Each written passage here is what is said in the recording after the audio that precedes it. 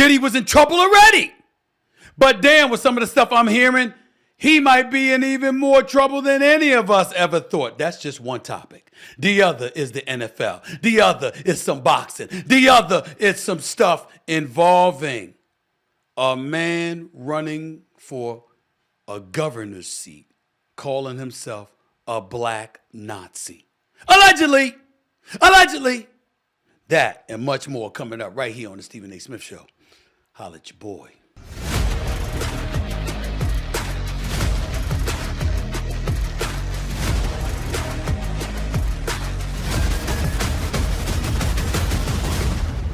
What's up, everybody? Welcome to the latest edition of the Stephen A. Smith Show, coming at you as I love to do at the very least 3 days a week over the digital airways of YouTube and, of course, iHeartRadio. As always, I'd like to take a moment to thank my subscribers and followers, particularly on YouTube, who've now eclipsed more than 841,000. I keep climbing, I keep soaring. It happens because of my team, and it happens for my team because of y'all. So thank y'all for the love and support. Obviously, we've nearly eclipsed over 3 million downloads over the last few months or so. Can't thank y'all enough for the love and support. Keep it coming, and I'm going to keep on coming. As you well know, it is always Football Sunday to get into, and I'm definitely going to get into that with my man Cris Carter, because I got some things that's on my mind that I disagree with him about. I'm tired of what he has to say, so I got to deal with him. I'll deal with that a little bit later on in the show. Of course, a couple of the other things that I mentioned teasing the show. But before I get into any of that, I got to get started with the latest on Sean Diddy Combs, the music mogul currently sitting in a federal jail in Brooklyn, New York, indicted on sex trafficking and racketeering charges. TMZ recently released video of Diddy's arrest at the Park Hyatt Hotel in Midtown Manhattan last week. Authorities met him in the lobby and eventually walked him out of the hotel into federal custody. This could have been his last hour of freedom, as he was denied bail not once but twice last week when he appeared before federal judges. Meanwhile, R&B singer Al B. Sure has taken to Instagram in a series of posts today calling for a number of things, among them a deeper investigation into the death of his former partner, Kim Porter. Kim Porter, you may remember, passed away in 2018 and is the mother of 4 kids. One she had with Al B. Sure. The other 3 she had with Diddy.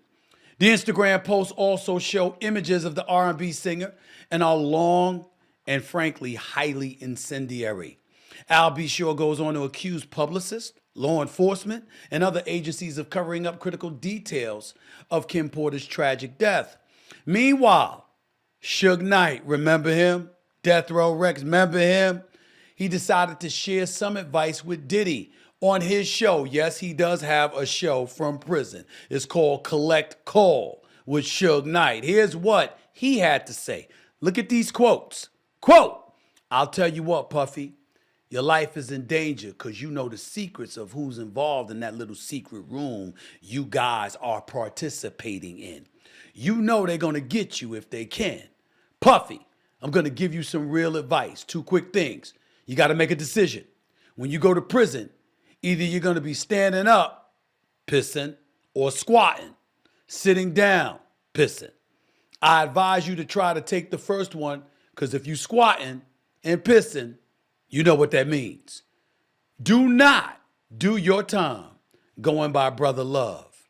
Brother Love is not a good code name," end quote. I mean, damn. I ain't gonna lie to y'all, that was uncomfortable to read. Wasn't me, ladies and gentlemen, I'm just reading the quotes. It was uncomfortable to read because it definitely stirs your imagination and gets you thinking about the wrong things. Here's what we have to think about. As I've said on several occasions, P. Diddy's in a world of trouble. Ladies and gentlemen, do you understand what racketeering is? Do you understand what racketeering is? I mean, because if you don't, I think you need to. Do I need to put it up on the screen for you? To paint the definition of what racketeering is? The extortion of money or advantage by threat or force. A pattern of illegal activity as extortion and murder that is carried out in furtherance of an enterprise as a criminal syndicate, which is owned or controlled by those engaged in such activity. Keep in mind, keep that up on the screen to my producers. Keep that up, Griff. Number one, extortion of money or advantage by threat or force. Obviously, they're accusing P. Diddy of that. When you say a pattern of illegal activity and you said Bad Boy Entertainment and you're labeling it a criminal enterprise and then you use words like extortion and murder, keep in mind that's a very big thing. Do this or do that for money. Do this or do that, give me some money. Do this or do that. And I'm going to have proof on you, by the way. I'm going to force you or compel you to engage in illegal activity. I'm going to have videotapes on you. I'm going to have audio tapes on you. I'm going to have evidence where you're going to have to capitulate to my demands, so you're going to need to do what I want you to do. That's extortion. It also mentioned murder. What do you think Al B. Shore is alluding to? Kim Porter's gone. The mother of 3 children from P. Diddy is gone. And Al B. Shore goes on his Instagram page with 3 separate Instagram posts bringing this stuff up, imploring the society and the communities at large, particularly the hip hop and R&B community, to listen to what he had to say, imploring them to remember that he went to the authorities. He's speaking, he's singing. And then you couple all of that with Suge Knight, who ain't apologizing for a damn thing he's been associated with. Got his own podcast from prison, which I have no doubt is popular in all likelihood. I don't know his numbers. I got to ask my social media people to look up his numbers. But I bet you he got followers and listeners.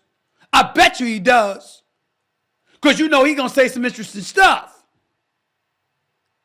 And then you got this, where bail was denied. Not once, but twice. I'm going to repeat what I said the other day, ladies and gentlemen, to regurgitate a point.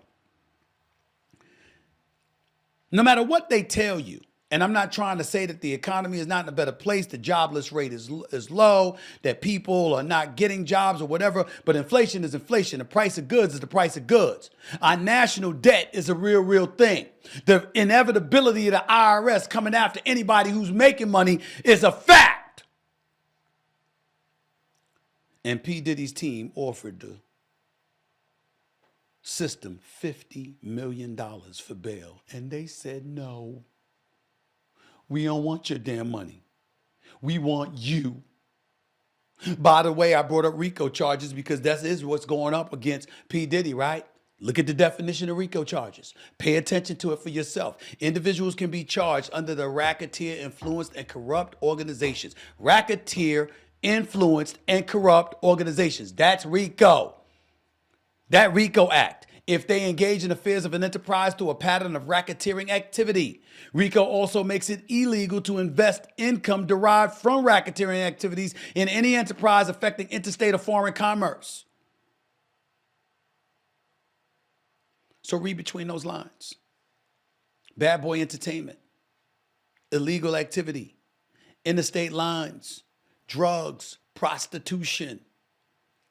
The other day in the Park Hyatt Hotel in Midtown may be the very last day Diddy was ever free for the rest of his life. He was with his boys. They had to move aside. Law enforcement was waiting for him. He came through the door, they cuffed him, you saw the video, and walked his ass right out. And then wouldn't let him out despite $50 million for bond. They wouldn't take it. We want you. Now, we know they want him. They could simply want to set an example for him. Or they could have been squeezing him because they know he can name others. Which brings us back to Suge Knight's quote. Put that back up there for me, please, on the screen for everybody to see. Not the pissing and sitting comments. I'm talking about the first quotes that Suge Knight made from his podcast, Collect Call, with Suge Knight. I'll tell you what, Puffy, your life is in danger because you know the secrets of who's involved in that little secret room you guys are participating in. You know they're going to get you if they can. you know they're going to get you if they can. Now we got people walking around trying to figure out who the hell been at P. Diddy parties. Well, a whole bunch of people been at P. Diddy parties. I was at one of his parties before. I just didn't know it was one of his parties. I heard that it was a party. I showed up. Wasn't at his house. I didn't see none of the stuff. By the way, I don't know if y'all saw on social media, but Ice Cube was performing in concert. And he said, let me let y'all know this right now. Y'all ain't got to worry about nothing popping up on us. I ain't been to no damn P. Diddy parties. He letting it be known. But there's a lot of people very, very silent. I don't want to mention any names because I don't want to incriminate anybody. So I ain't going to mention any names. But let me tell you something. There's a lot of people who are conspicuously quiet. And right now, what I find myself scared of, fascinated by, and transfixed on, who's going to resign next after Kevin Lyles resigned before. Executive VP for music, Warner, resigned the other day, the day Diddy was arrested. Who else? Is anybody going to come forward and speak up for Diddy? Not a soul. I haven't seen anybody.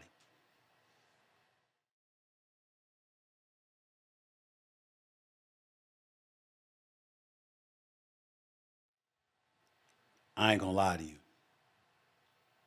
This Homeland Security that came after him. Not some local prosecutor. Not even just the state attorney general. Homeland Security. Now you got Al B. Sure, you got Suge Knight. You got people bringing up names like Justin Bieber and others who used to go to the parties and stuff like that. Ladies and gentlemen, we don't know who's been caught by the feds, who've pled guilty, who've reached a deal, who's planning on testifying against P. Diddy. For everybody sitting around wondering, oh my God, who's going to be the next body to fall? Who's going to be the next person arrested, indicted, et cetera, et cetera? Did it ever occur to y'all it may have already happened?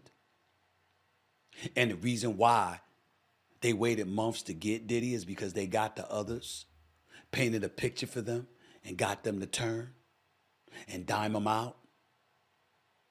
I don't know. I'm just speculating. But I'm speculating in a very educated fashion because I'm listening to prosecutors. I'm listening to lawyers. I'm listening to judges. And I know what the streets is saying. Basically, the hip-hop community and R&B the community is saying.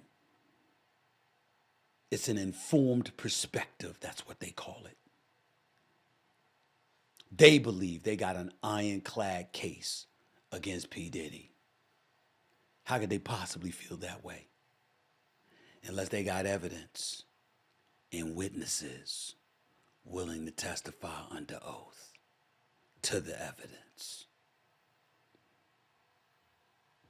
Damn. Damn.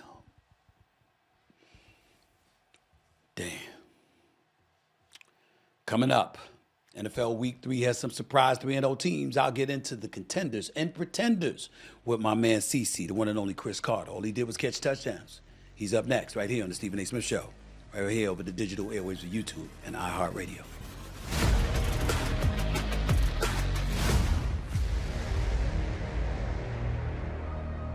Okay, everybody, you know what time it is. It's time for Stephen A. Sports Picks. Everybody knows that I'm a sports fanatic. And with the NFL season taking over, I need to be right there in the middle of all that action. But how do I do that exactly? There's only one way. I use Prize Picks. You see, Prize Picks is the largest fantasy sports platform in all of the land with more than 3 million members. You just choose 2, 3, or even up to 6 players and then pick more or less on their projected stats for the game. But the best part is you can pick and choose players from any of the sports you love to watch, whether it's Josh Allen, Asia Wilson, or even Aaron Judge, the judge himself. And get this, sign up with code SAS and Prize Picks will give you $50 instantly when you play your first $5 lineup. You don't need to win your lineup to receive the $50 bonus. It's guaranteed. All you have to do is play a $5 lineup on Prize Picks and you'll get $50 instantly. Now, let's see my winning picks. I'll be picking for tonight's Monday Night Football game, y'all. First up, Buffalo Bills quarterback Josh Allen. More or less than 230.5 passing yards. This is an easy one for me. The way he's been playing, despite Stephon Diggs and Gabe Davis being gone, despite some bodies on that defense being gone, Buffalo not being the same, Josh Allen is still a stud. You talk about him playing tonight against Jacksonville, more. I'm going with more than 230 and a half passing yards for Josh Allen. Let's go to Bengals receiver Jamar Chase going up against the Washington secondary, all right? More or less than 79 and a half yards receiving. I know Dan Quinn's the new coach there. I know the defense is supposed to be improved, but there's still a Washington Commanders I'm not sold. Okay, so I'm going with more with Jamar Chase. Got a $50 million insurance policy out on him. He can afford to be a bit reckless. Go for it. Don't make business decisions like the Raiders were doing against the Carolina Panthers yesterday. Don't do that. But do I think he can make something of it and do some things? Yes, I do. I'm going with that. More for Jamar Chase. Buffalo Bills running back James Cook, more or less than 63 and a half yards rushing. This is an easy one for me. I'm going to say yes. I watched him against Miami. Brother was making things happen. Still got skills. Still got that, got that burst. And I think he can do some things. And I think they're in Buffalo tonight. I think they won't hand him the ball enough. I think he's good for more than 63 and a half yards. And last but not least, Commanders running back, Brian Robinson Jr., more or less than 55 and a half yards rushing. Now, you're a primary back. You won't get the ball. The only question is whether or not you're going to get the ball enough. I think he will, because are you really going to look for Daniels to fling the football all over the place? No, he'll do some running for you, but Brian Robinson Jr. will do most of the running. I think he's going to get more than 55 and a half yards rushing as well, so I'm picking more with him. So to recap, let's go with one quarterback, which is Josh Allen, another wide receiver, which is Jamar Chase, two running backs in James Cook and Brian Robinson Jr. I'm going with more on all of them. Why? Because it's prize picks, which means more money in your pocket if you choose right. And I really choose wrong. What does the future hold for business? Ask 9 experts and you'll get 10 answers. It's a bull market. It's a bear market. Rates will rise. Rates will fall. Inflation's up. Inflation's down. Can someone invent a crystal ball? Until then, over 38,000 businesses have future-proofed their business with NetSuite by Oracle, the #1 cloud ERP, bringing accounting, financial management, inventory, and HR into one fluid platform. With one unified business management suite, there's one source of truth, giving you the visibility and control you need to make quick decisions. With real-time insights and forecasting, you're peering into the future with actionable data. When you're closing the books in days, not weeks, you're spending less time looking backwards and more time on what's next. Whether your company is earning millions or even hundreds of millions, NetSuite helps you respond to immediate challenges and seize your biggest opportunities. Download the CFO's Guide to AI and Machine Learning for free at netsuite.com/SAS. That's netsuite.com/SAS. You heard me, netsuite.com/SAS. Welcome back to the Stephen A. Smith Show right here over the digital airwaves of YouTube and, of course, iHeartRadio. Let's get right to the NFL, as I promised y'all we would. Get to some of the headlines from Week 3 with my man, my next guest. You can catch him every Monday night right here on this show. He's a legend. He's a Hall of Famer. All the man did was catch touchdowns. I'm talking about my boy, the one and only Cris Carter. What's going on, big time? How are you? All good, bro. If you know I'm coming on the show every Monday, man, how can you start your shows and talk about your shows and not talk about the purple and what they're doing? Now, Why should I? Why should I? Oh, okay. That's the kind of attitude we're gonna have. Okay, no problem. Yeah. Because you forgetting who your quarterback is. We talk about Sam Darnold, okay? You can bring up what we've seen over the first 3 games. You giving me 3 games, I could give you 6 years of ineptitude on his part before these 3 games. Right. What's the issue? Now, I give you that, but I also have seen you through the years change your stripes. I saw you get on the Geno Smith bandwagon after the way he was barraged about his career early.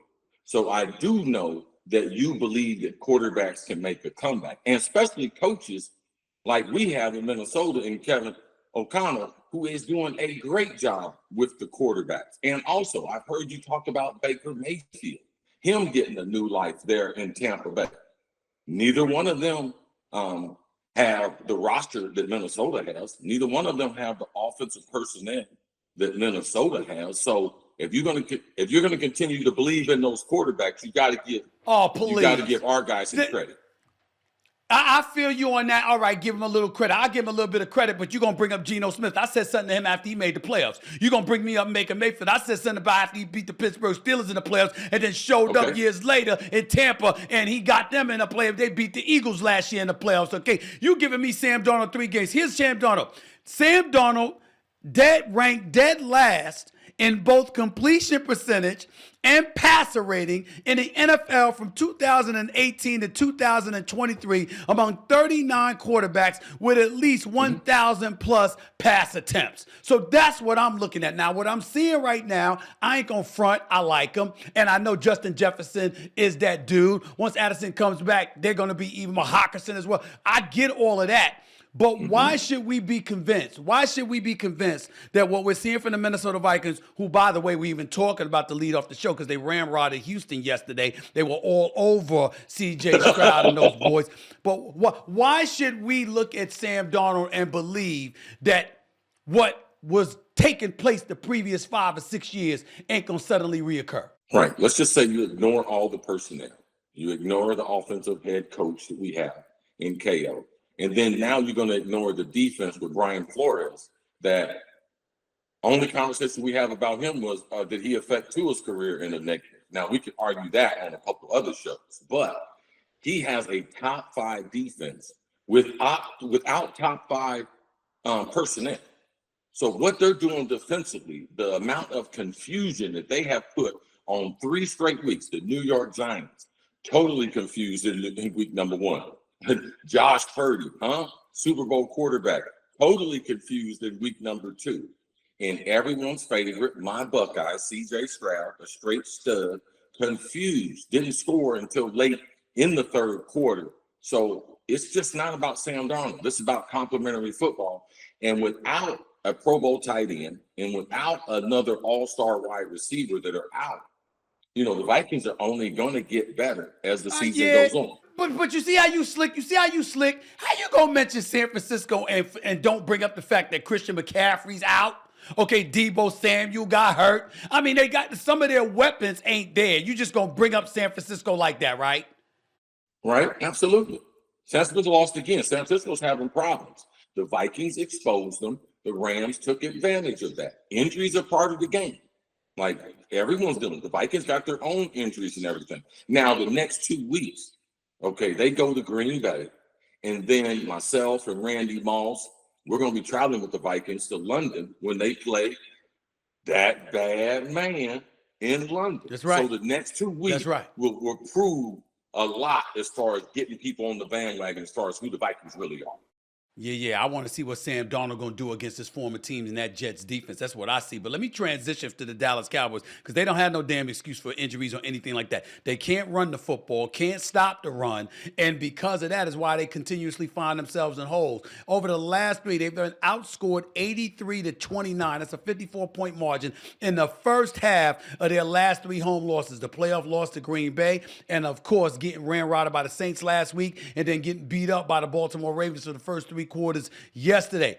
Dallas' season, I remember one of my colleagues said they don't have a spine. You can attack the middle all day.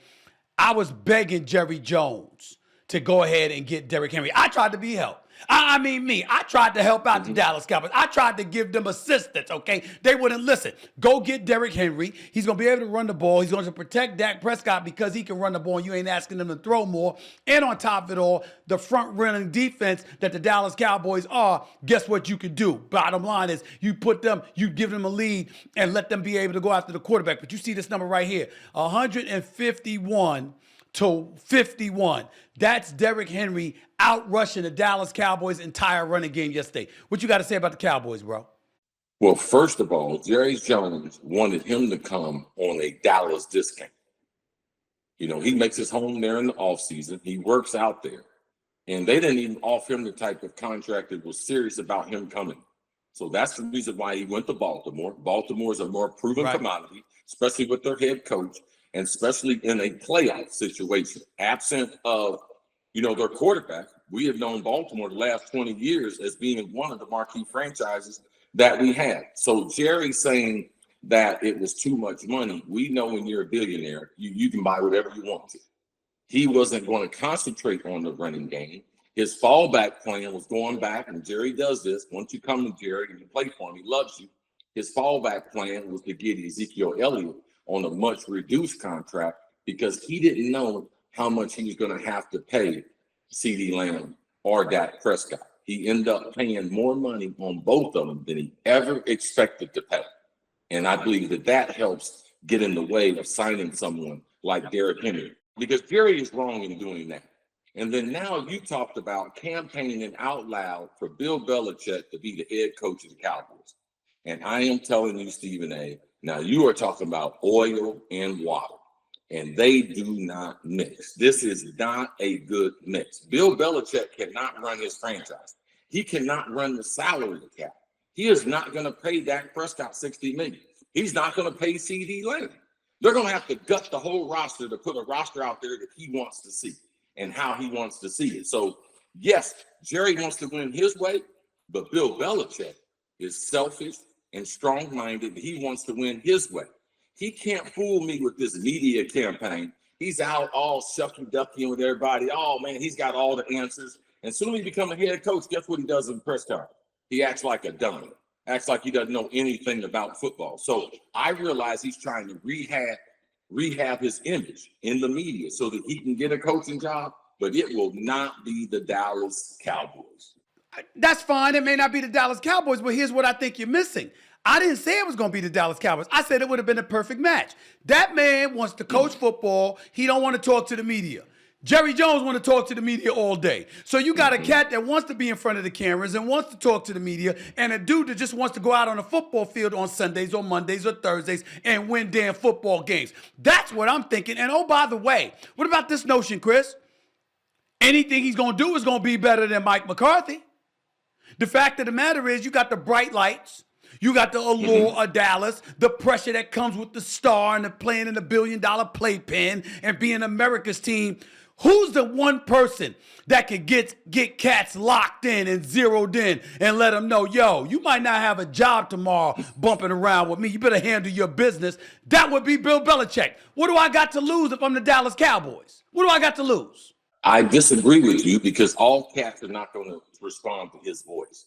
And that's why New England went after a certain type of guy that was at a certain part in his career that he was able to do that to. When you have a roster like the Cowboys have, he is not going to be able to do that. Now, do I think he should be a head coach in the league again? Yes. I just don't believe it's in Dallas. Check this out, where you used to work. I believe he's more suited. Mike McCarthy has not done anything that would make him lose his job in Dallas. So we shouldn't be talking about his job. But what? The guy who's coaching. What? But the guy who's Mike McCarthy has done nothing to lose his job? 12-5 and going home in the postseason every time? But you also are the players that Jerry signs, okay? They can't stop a nosebleed in the playoffs. What's he supposed to do about that? Offensively, he's an offensive-minded coach. He has a great game plan, and he has Dak Prescott playing the best football he's ever played. That is his job. Would you agree with me on that before I proceed to point? No, I don't agree with you on that because he's a Super Bowl champion coach. He's a guy that's coaching about 4 or 5 NFC championship games. He's not just some offensive-minded dude wearing the head coaching job. He has been an overseer. He has been somebody who's been a head coach pretty much for the vast majority of his career. There's no excuse. You can't look at Mike McCarthy and be like this, well, the offense, I mean, that's his responsibility. What's he supposed to do? You're supposed to find a way to work around the personnel that you have. If you can win 12 games during the regular season, how come you can't win at least 2 during the postseason? I don't think that's a Mike McCarthy question. I think that's a Dan Quinn, an Al Harris, the defensive coordinators there. They did have some injuries down the stretch, and you can't beat nobody when you can't stop the run. And that's what led to their demise, okay? Not only this year, but that's where they were last year. So there's a guy in Washington who's the head coach now that was responsible, got promoted off that defense. So I think that's an appropriate question for someone in Washington to be able to answer, not in Dallas. No, I think you being a bit diplomatic, man. You running for office? You running for office? You running for office? That's why I'm asking you, CC. Are you running for office, bro? I mean, come on. If I'm running for office, if I am, I'm going back to Philadelphia because I do believe that Bill Belichick would be a perfect fit in Philadelphia. I do believe with that Howie Roseman manage the salary cap and let Bill coach football. I do believe that's championship. Because Nick Sirianni, Okay, so what? every week looks like That's where I was going. What you trying to say about Nick Sirianni? He looks like a college coach, really? Coach. Every week he is Why making fatal mistakes, not only during the game, but he loses the press conference. He comes to the press conference yesterday and said, every mistake on the field is the head coach's fault. Now, that's a lie. You can't start the press conference with a big lie. Like, you call the perfect play to the flat, throw it to Barkley, he doesn't catch it. Okay, now it's a bad call because you called the perfect play and your star player who started in game number 1 and game number 3 didn't do what he normally does. But if you look at his decision making, there is no rhyme or reason. There are no analytics that will support him going for it on 4th down and then going for a field goal. Like, there's no sheet that's on that he's going off of field. He's like a guy playing blackjack, and sometime I'm going to hit on 16, and sometime I'm going to stay. Like, man, he is a disaster waiting to happen there in Philadelphia, and they have too much talent that they cannot overcome their bad coaching. Well, why are you bringing him up and you're not bringing up Jalen Hurts, who's leading the NFL with 26 turnovers since last season? He's got 6 turnovers in the first 3 games this year. Why are you bringing Nick Sirianni up and we can't bring up our brother Jalen Hurts? Why not? No, that would be the next conversation. As an elite player in this league, you know, Denny Green, our coach, used to tell us, hey, man, it's a nice exotic sports car. You're driving it, the quarterback, you're driving it. We're all sitting as passengers.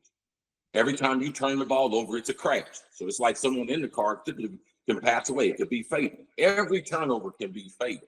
He doesn't treat the football that way.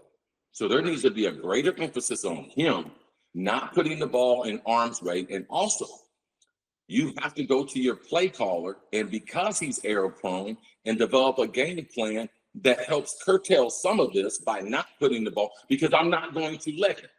I got 2 questions for you about the Eagles in comparison to the Cowboys. Number 1, who needs, the operative word is need, CC. Who needs Bill Belichick more as a head coach, the Eagles or the Cowboys? The Eagles. The Cowboys have more personnel issues that can't be fixed.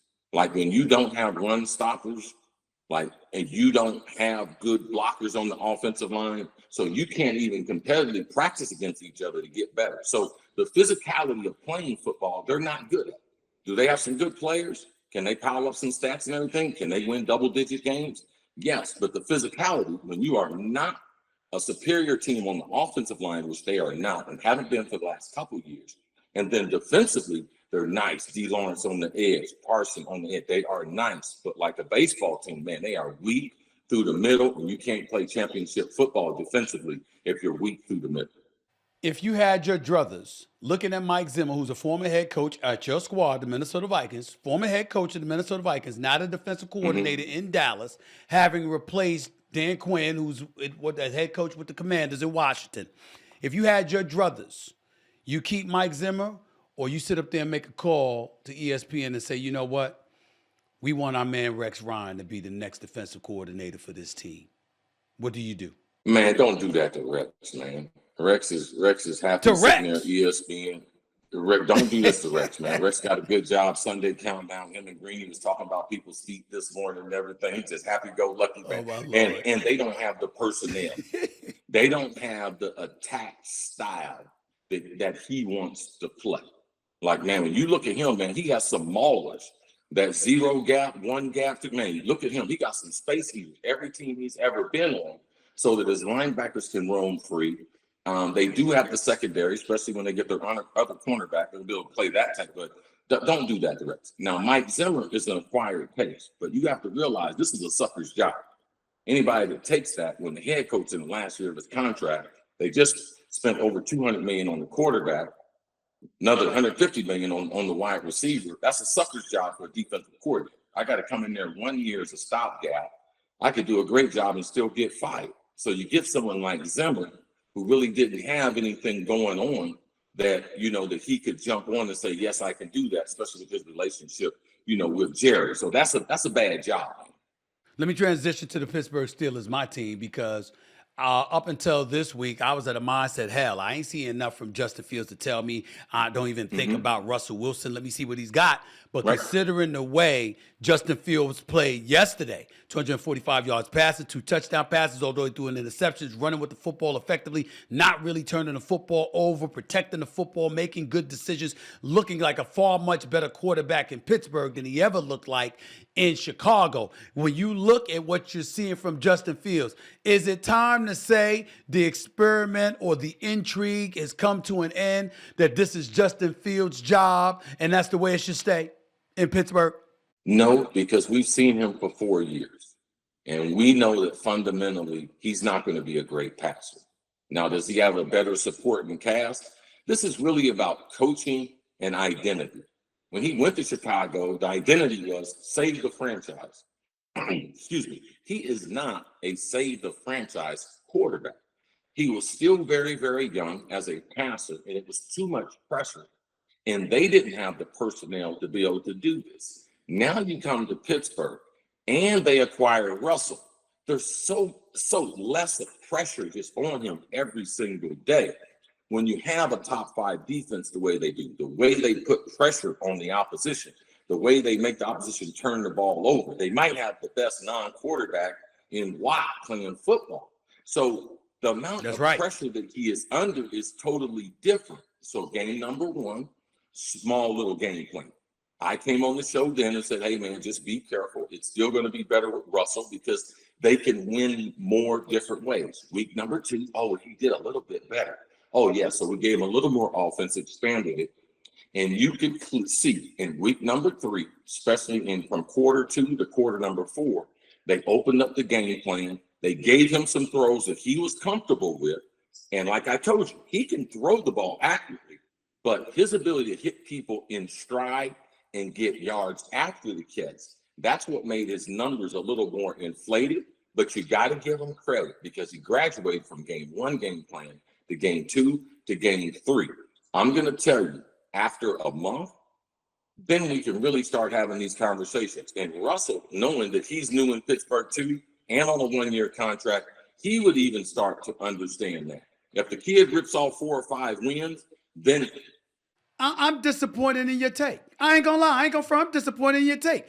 Russell Wilson, to me, what has he shown you to say, okay, I mean, don't get me wrong. A week ago, I'm still saying I'm willing to see Russell Wilson. But even though it was at 26 touchdowns, 8 interceptions last year, he had an up and down road in Denver last year. The year before that, he was awful. The year before that in Seattle, he wasn't that great. So we've seen a precipitous slide in Russell Wilson over the last 3 years. Why couldn't that be enough to say, hell with that, man, we going to roll with Justin Fields, rather than what you just articulated? Well, really, you downplayed how he played last year. Last year, he played better than you're giving him credit for. He played good football last season. He didn't deserve to be, and it was all about money with Sean Payton and power there in Denver, which led him to end up in Pittsburgh. But he played better in last year's season that deserves, in my mind. And the other reason is Justin Fields has only played Russell Wilson the last 3 weeks when he's been hurt. Even in those seasons where Russell wasn't playing well, he still played better than Justin Fields. So when you look at the numbers, and it's because of expectations, I can understand why people would be campaigning for him, Justin Fields. This is the most consistent 3 weeks that he has had in the NFL. So yes, applaud that. But man, the stability of the Pittsburgh franchise, the stability of Mike Tomlin talking in your ear, man, with that voice, that leadership every single day, it's bringing out the best in the kid. Let's see some more. And there's nothing wrong with saying, I just need to see a little more. Well, let me ask you this. You got some 3-0 teams, Kansas City. I don't like what I'm seeing from them. I'm not worried about Patrick Mahomes. I'm worried about the fact that Pacheco is out with an injury. Clyde Edwards-Helaire is going to be out, post-traumatic stress. He's not going to be back for a few more games, obviously. So I'm looking at, Travis Kelce not doing much, 4 receptions for 30 yards yesterday. But in the same breath, him and most tight ends in the NFL ain't doing but so great this year as well. That's a team to be concerned with. That's number one. Number two, I'm looking at another 3-0 team in Seattle under new coach Mike McDonald. They're handling their business. They're 3-0 with Geno Smith at the quarterback. I'm wondering how legit they are. So I'm looking at Kansas City. I'm looking at Minnesota. I'm looking at Seattle. And I'm wondering, when you see these undefeated teams, who's the fluke amongst them? Who's the fluke? It's hard to win a NFL game. So to say a team is a fluke and they won 3 in a row, maybe the scheduling gods were in their favor and they got 2 games at home, had an easy game on the road. You can say that about the Vikings, lined up with the Giants. In New York, New Jersey, the first week, had the Texans and had the 49ers at home. Now, the Vikings have the best home field advantage in the NFL. Like, they got real crowd. Why? It's a real. Why? Because the people love their Vikings and the way the stadium is built. That's the second best stadium in the NFL. I'm getting on you here. Now, I forgive you. Because you were out there before. I mean, listen, it was cold as hell in Minnesota some years you played there. So you see the new stadium and the dome and everything. It looks good and stuff like that. I get that part. But in the end, the best fans in America, come on now. Every NFL city you go to, you see that. No. Listen, I said best home field advantage. I'm talking about crowd is in sync with the game. They know exactly when to cheer. They're going to always support their team. They are very seldom ever boo their team. They look, every weekend is an event in Minnesota. That's what I'm trying to tell you. I'm just trying to give you some local knowledge. So as you start to see these teams the way Seattle used to have that advantage, Minnesota has that. Didn't you see that in Brock Purdy, the Super Bowl team? Didn't you see that in C.J. Stroud?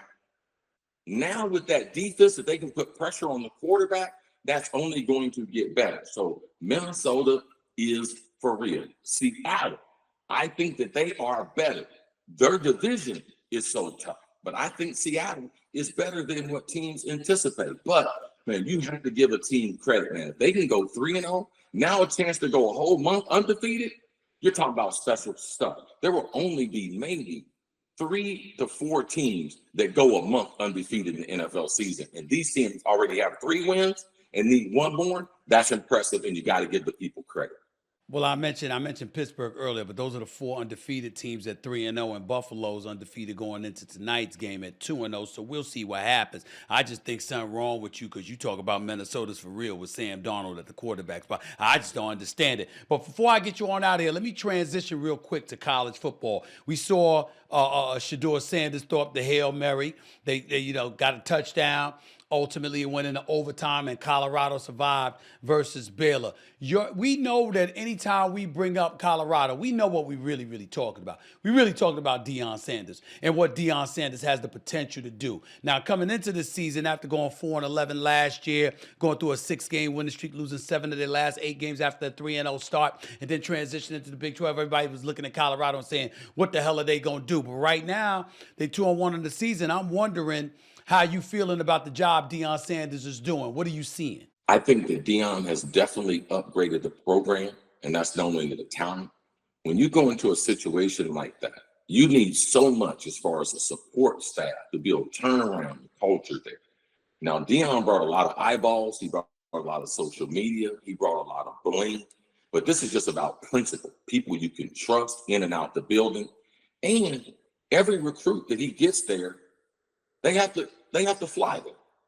There are not enough good players in a 2-car-hour ride radius that most colleges, coaches look at. 2 hours in a car, 4 hours in a car. What kind of kids can I recruit? Deion does not have that advantage. So he's got to bring all that sizzle and all that attention. Now, they have an NFL quarterback. They have one of the best players I have seen play college football in my lifetime, in Travis Hunter. But to be able to, Deion's created this atmosphere. But, I work at Florida Atlantic University here in Boca Raton in player development, player engagement. These kids can't handle that atmosphere. So Deion, it's a blessing. The university's making a lot of money. They're getting a lot of eyeballs and clicks. But when you come there as a college player, they don't have the focus. And I do believe that's hard to maintain. Having every Little Wayne, having all these stars, like these kids have not grown up that way. And college football is tough. So he is doing a great job. He's grown the program. He's got people believing the economics. He's turned around in that area. But I don't think this is sustainable over a 5-year period. So for me, Deion is to get this right. This is not Deion's dream job. And Deion will be on the look always. In an ideal, perfect world, where would you love to see Deion Sanders coaching in college football? Florida State, man. It's meant to be. Florida Coach State. Bowden was one of his mentors. He's Florida born, and he will get the kids in Florida. That's a state university. You talking about a powerhouse. You talking about special. Now, he does not have the coaching credentials of Nick Saban. But when Nick Saban left the Dolphins and said, I'm not ever going back to pro football, and the resources of Alabama, and they met up, that's where you saw magic. If Deion can get to Florida State, I do believe there could be magic that could happen there. Well, listen, you had a point about that crowd in Minnesota because Stephon Diggs and the Houston Texans were sitting up there and complaining about that noise of that crowd in Minnesota. So you got that point there, but I'm going to disagree with you on this point.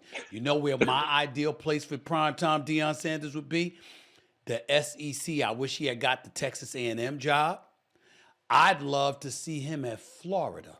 Florida State had their chance to grab their former All-American and to make sure they put him out there, but they chose Novell, and obviously did a great job last year. This year, not so much. But could you imagine prime time in the swamp? Could you imagine that? I know that's a good name. I'm into college football. If there's someone that Florida's looking for, and they got a head coach right now, they're going to Mississippi and get Mr. Lane Kiffin. Lane Kiffin's coaching pedigree, his offense, the excitement that he brings to a university, to a campus, hey, it's one of a kind. And I believe he's ready for that kind of job. CC, the one and only Cris Carter, all he did was catch touchdowns. Ted, he made a couple of mistakes. He made a couple of mistakes going up against me, but that's okay. That's okay. That's how it goes. I love you, bro, man. I'll see you next week. I appreciate you, man. I'll talk to you next week, man. All right, man. All right. The one and only Cris Carter right here on the Stephen A. Smith Show over the digital airwaves of YouTube and, of course, iHeartRadio. Up next, got to get to quick hitters. Asia Wilson, League MVP. Caitlin Clark, Rookie of the Year. Prime Time and a Miracle. And, of course, Anthony Joshua. Ruined my heavyweight championship hopes yet again in boxing. All of that, plus a man who allegedly and proudly called himself a black Nazi, running for a gubernatorial seat. You know I'm going to touch on that. All that and more coming up next, right here on the Stephen A. Smith Show. Don't go away. I want to take a second to make sure everyone knows we're smack in the middle of the NFL season, and I couldn't be more excited. And with games being played Thursday night, Sunday night, and Monday night, PrizePicks wants to help you cash in on all that big-time action. You see, PrizePicks is a daily fantasy app where you can pick 2 or more of your favorite players, and then you simply select more or less on their projected stats for the game. Pick a player's rushing yards, passing yards, total touchdowns. The list is absolutely endless. And the best part is, PrizePicks has something for every sports fan. Choose from the WNBA, MLB, MMA, even golf, for crying out loud. All in the same entry. I make my picks and submit early, all in less than 60 seconds, by the way. That's less time than it takes for Drake London to take a pass from Kirk Cousins all the way to the house. And get this, sign up with code SAS and PrizePicks will give you $50 instantly when you play your first $5 lineup. You don't need to win your lineup to receive the $50 bonus. It's guaranteed. All you have to do is play as a $5 lineup on PrizePicks and you'll get $50 instantly. Pick more, pick less. It's really, really that easy. Now that we've got that done, let's get to some quick hitters before we go to break, okay? First up in the business, Asia Wilson, unanimous league MVP for the WNBA, okay? We got to start out with that, all right? We got to get that out of the way as well because we're starting out west. This is the Las Vegas Aces we are talking about who began their title defense yesterday against the Seattle Storm. But now before, A'ja Wilson received her third career MVP award, and the vote again was unanimous. Wilson and the Aces went on to beat the Storm 78-67. She finished the game with 21 points, 8 boards, 5 blocks. Who gives a damn about that for a second here? For a second here, let's understand this. MVP in 2020, MVP in 2022, fourth player in WNBA history to win 3 MVPs, joining Cheryl Swoops. 2000, 2002, 2005. Yes, Cheryl Swoops, we mentioned your name in a very positive way. Okay, we giving you love, all right? Lisa Leslie, 2001, 2004, 2006. And, of course, Lauren Jackson, 2003, 2007, 2010. A'ja Wilson received all 67 first-place votes from a national panel of sports writers and broadcasters, making her the first unanimous WNBA MVP since the Houston Comets Cynthia Cooper in the league's inaugural season of 1997. I want y'all to look at this right here, right? This is A'ja Wilson's 7th year. Averaging 26.9 points, 11.9 rebounds, 2.6 blocks, 1.8 steals, 38 games. She ranked first in the WNBA in both points and blocks, second in rebounds, fifth in steals, fourth in minutes, and setting career highs in all 5 per game categories, all right? She also finished 7th in the league in field goal percentage at 51.8%. The girl is big time. She is the face of the league. Major, major props to her. None but love for her. She deserves all the accolades. We know that she may not be the most popular, but she is certainly the best, deserves it so. And one of the reasons I picked the Las Vegas Aces to three-peat, because I'm saying you got to show me somebody going to beat them in a playoff series for me to believe it, because I ain't believing it just like that, because A'ja Wilson is too phenomenal, okay? So that's quick hit number 1. Let me get to number 2. Caitlin Clark, who, by the way, was named Rookie of the Year. Surprise, surprise. Made a WNBA playoff debut yesterday and struggled to say the least. Clark and the Indiana Fever won a road for game 1 of their series against the Connecticut Sun and were blown out 93-69. They got their butts kicked. The bottom line. Clark scored only 11 points, shooting a mere 4 of 17 from the floor, 2 of 13 from three-point range. And to make matters worse, she finished the game with a black eye after she was poked by Tajani Carrington, who tried to block her shot. Nobody's accusing Carrington of doing it on purpose, by the way, because we know how drama-filled people can be trying to make these salacious allegations. Here's the thing about Caitlin Clark that I want to bring up. How y'all feel now? I still stand by everything that I said. I still stand by the fact that she should have been on Team USA. I still stand by the fact that she was big time. I still stand on the fact that a rising tide lifts all boats, and everybody should have rode that wave for Team USA and beyond. And then you had some jealousy, not by most, not by all, but there were some people within the WNBA, players, pundits, etc., that were trying to tear her down.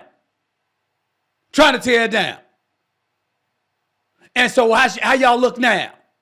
See, I love how everybody trying to change the argument. My man Shannon Sharp went off about it this morning, how there were so many people getting at people like him, getting at people like me and others, trying to change the freaking narrative. When we were pointing stuff out, we were trying to blow her up unnecessarily. When people were trying to knock her down, they were trying to bring credibility to the argument. They weren't jealous. The reality is that we got a lot of players, a lot of these wonderful ladies who bust their tails to make the WNBA what it was. Here's the reality. It wasn't what it is. It wasn't what it is.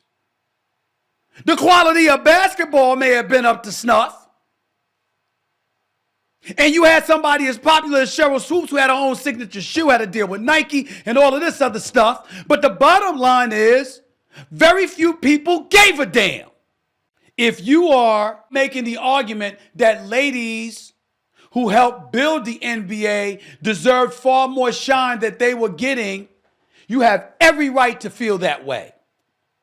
What you have to respect, however, is that the paying customer, the audience, didn't feel that way. They did not give a damn about the WNBA for years. Is that fair to the ladies? No, it isn't fair. It's not right. But they're the paying customer. You don't tell them what they want. They tell you what they want. And they really were not feeling the WNBA to the degree that they're feeling the WNBA now, obviously because of Caitlin Clark, who's selling out games and got the Indiana Fever selling out games more than they sell out Pacer games. Everywhere they go. Selling out. TV ratings, All-Star game ratings, opening night ratings, WNBA draft ratings. We know what time it is. And to act like there isn't or hasn't been legitimate resentment emanating from those who are pioneers. Nobody's fooled here. You got pundits who used to play in the WNBA, some of them who didn't, and who was speaking on behalf of those who didn't want to create that kind of noise themselves because of the negative impact. We talk about it when the men do it. If we detect jealousy, if we detect envy, if we detect resentment, and it's amongst the fellas, we put it out there. Shit, we act like it's the latest episode of General Hospital. But when the ladies are feeling that way about another young lady like Caitlin Clark, and people like myself and Shay Shay call it out, suddenly it's a problem.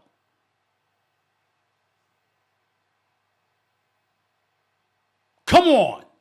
We can act like we don't know, but we know. I know that was supposed to be a quick hit, but damn it, it's my show. And I didn't feel like being that quick on that subject. I will be quick on this, though. Turning back to college football real quick. Y'all heard me allude to the miracle.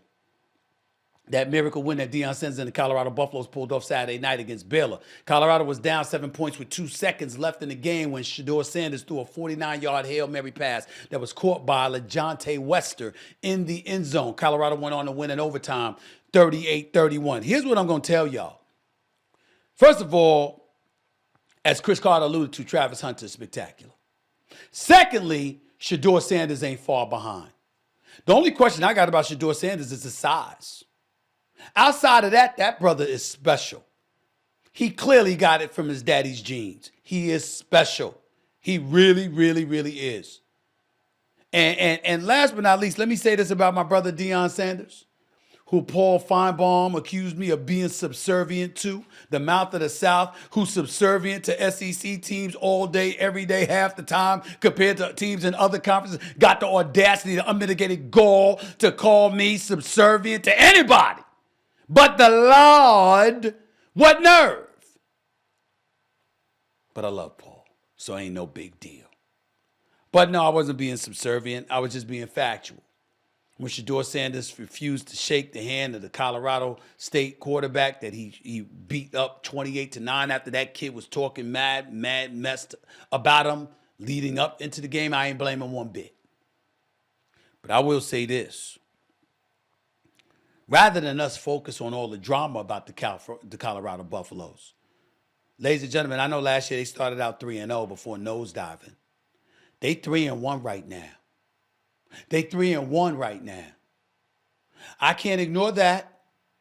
I got to give love where love is due. Remember, you win 6 or 7 games, yo, you in a bowl game. If Deion Sanders pull that off, we might need to be talking about a different narrative when it comes to that, man. I'm just saying. Let me get to the last one, and this is boxing, and this ain't going to be that quick of a take, so get the hell over it. And my producers are listening, get the hell over it. This ain't going to be that quick because I'm disgusted. It's my last quick hitter. It comes from the world of boxing where former 2-time heavyweight champion Anthony Joshua was knocked out by IBF heavyweight title holder Daniel Dubois.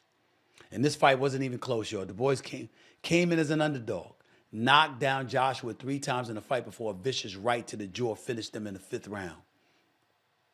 Joshua, this loss was his 4th professional defeat, and it also denied him the chance to become a 3-time world heavyweight champion. I need to take a quick drink of water before I say what I'm about to say, because I'm kind of pissed off. Now, I met Anthony Joshua once. I want to say that as a human being, he's one of the nicest human beings you could ever meet. Obviously, he's a skilled boxer with tremendous power in his punches. That can't be ignored. Fair enough. but strictly not as a human being. As a boxer, I can't stand his ass. I can't stand his ass. I'm over him. You see, because as a boxing lover, looking at him right there, got his face looking like Martin when he boxed Tommy Hitman Hearns on the show Martin Lawrence. Okay? Anthony Joshua, do y'all have any idea how many mega fights he's ruined? So let's go down the list. He's a big-time fighter. Beats Vladimir Klitschko. Stops him to win a big fight, biggest win of his career. Remember that? Remember he was supposed to fight Deontay Wilder? A knockout artist, make no mistake. But then he got stopped by Andy Ruiz. Remember that? And then had to come back and get the rematch and ultimately won by decision. Then it was supposed to be Wilder again or potentially Tyson Fury, but got beat by Usyk. Remember that? Remember that? And now here you are talking about the possibility of him fighting Tyson Fury. And what does he do? He gets his ass knocked out by Dubois, who talked smack to him during the promotion of the fight, so much so that Anthony Joshua got out of his chair. Don't disrespect me. Don't disrespect me. And then got his ass kicked. Yo, y'all. That was an ass kicking. That was an ass kicking. I mean, you come there and you getting dropped. You get knocked upside your head. He got a glass jaw. I'm talking about in terms of boxing for heavyweights. I like Anthony Joshua as a person. I don't root against him, but I'm tired of him ruining big fights. Let me tell y'all a little story that once happened, okay? Remember when y'all heard the story about Deontay Wilder? And I love Deontay Wilder. He's another good brother. But I got to be real about this. And Deontay Wilder, everybody knows, is not a great boxer. He's an elite nuclear bomb of a puncher. That's who he is, which makes any fight he's in interesting because one punch can end it for you with this brother. That's how much power he has. Do you remember when he was looking for the trilogy against Tyson Fury? Ladies and gentlemen, I beg Deontay Wilder, please don't do that. He was complaining about how he wore that heavy-ass costume into the sequel, the second fight. And that took away his legs, and that's why he had lost to Tyson Fury. And then Tyson Fury wanted to move on, but Deontay Wilder had sued him to give him a trilogy. I remember saying to Deontay Wilder, yo, bro, let the brother fight Joshua. You take extra time, work on your skills, save your body, and you the mandatory challenger for the winner. That's how you do that. But nah. He insisted on a trilogy with Tyson Fury. Here was the problem with Tyson Fury. Tyson Fury said, yo, they were promoting the fight. Once the lawyers and the legal system made him fight, the sanctioning bodies made him fight Deontay Wilder, he said, fine. He came across the pond to promote the fight. Deontay Wilder, go back and look at the press conference, and he's wearing his headphones, and he refused to answer any questions from the media. Said that's all that need to be said, all that need to be said. And Tyson Fury said, we're supposed to be promoting the fight. So let me tell y'all how this is going to happen. One of us got to promote the fight, so I'm going to do it. He said, he can't box. I'm going to come into the fight. And he said, and he's going to be a stationary target for me. Even when I miss, I'm going to lean on him and I'm going to take his legs away because I'm going to come into the fight 35 to 40 pounds heavier than him. And he said there's nothing he can do about it. And why am I telling y'all this? Because he's too dumb to do anything about it. That's what he said about Deontay Wilder. And then went into the ring for the trilogy and did it. Now, he got dropped twice in the fourth round, but he did it. My only point in saying that is, why would you voluntarily fight a dude that's 30, 40 pounds heavier than you and exert that level of energy? Why not let him go there against Joshua, where Joshua got the skills and the punching power to potentially take Tyson Fury out, even though I think Tyson Fury would have knocked him out too. But you never know. Meanwhile, you buy yourself time. to go in there against Tyson Fury. And if you don't, and if he doesn't beat or hadn't beaten Anthony Joshua, you could have took Joshua, caught him with one of your right hands, and you would have been the champion. Deontay Wilder didn't listen and went in and fought the trilogy against Tyson Fury, got knocked out in that fight. And now here we are looking for yet another mega fight from Anthony Joshua, and instead we see him get knocked out. Damn it! Once again, a big-time heavyweight fight ruined by an Anthony Joshua loss. Not once, not twice, but 3 times this shit has happened with him. Damn, damn, damn! That's all I want to say about that.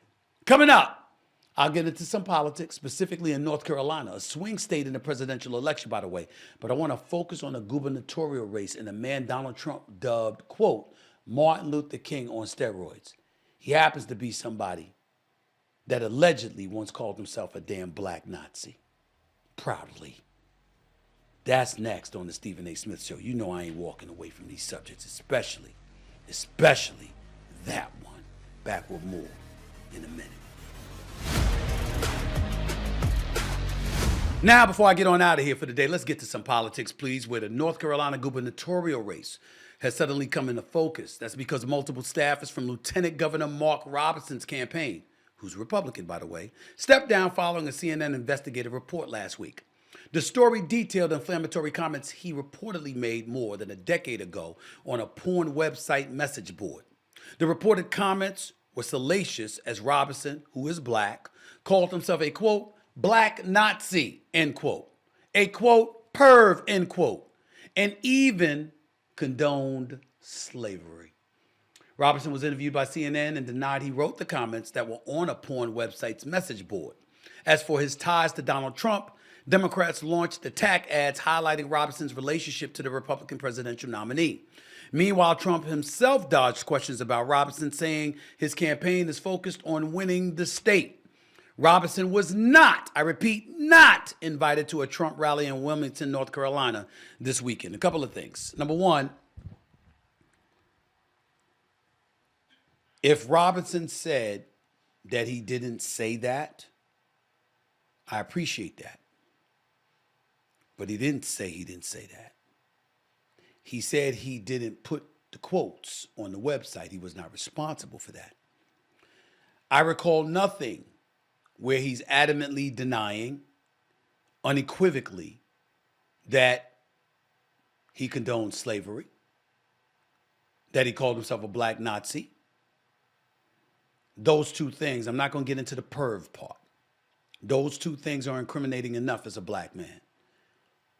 As a black man, what would you possibly have? Why would you possibly have the desire to associate yourself with being a Nazi? We know what Nazis were, right? Or what they are, right? We know that anti-Semitism is the number one thing that props up when you think about someone being a Nazi. Are you associating or disassociating yourself with that? I don't know what he said. I did not see the interview. As it pertains to him condoning slavery, that's one of the things that I believe any black person who favorably associates themselves with, that is the epitome of being a freaking sellout. So let's get that out the way. Matter of fact, to be fair and even-handed here, it's one of the things that I held against Kamala Harris, the fact that when Governor of Florida, Ron DeSantis, literally alluded towards there being positive elements or benefits to slavery, I'm like, and then challenging her to a debate, I'm like, that's something you jump at. Just that subject alone, you want to debate a black person about that? Name the time and place and we should show up. If you are a politician and a well-known politician who was going to be a presidential candidate was literally trying to make that case. As for Mark Robinson himself, they said that staffers, resigned en masse, essentially, want nothing to do with him. And they shouldn't. And if you're the Republican Party, whether it's Donald Trump as the presidential nominee, as the Republican presidential nominee, or it's anybody in the Republican Party, see, this is an opportunity for you as Republicans to disassociate yourself from this nonsense. If you truly are sincere and authentic with how you feel, why would you want to have any kind of association with a person like that? Trump not inviting him to his rally in Wilmington, North Carolina, Trump distancing himself in every way imaginable would be the right thing to do.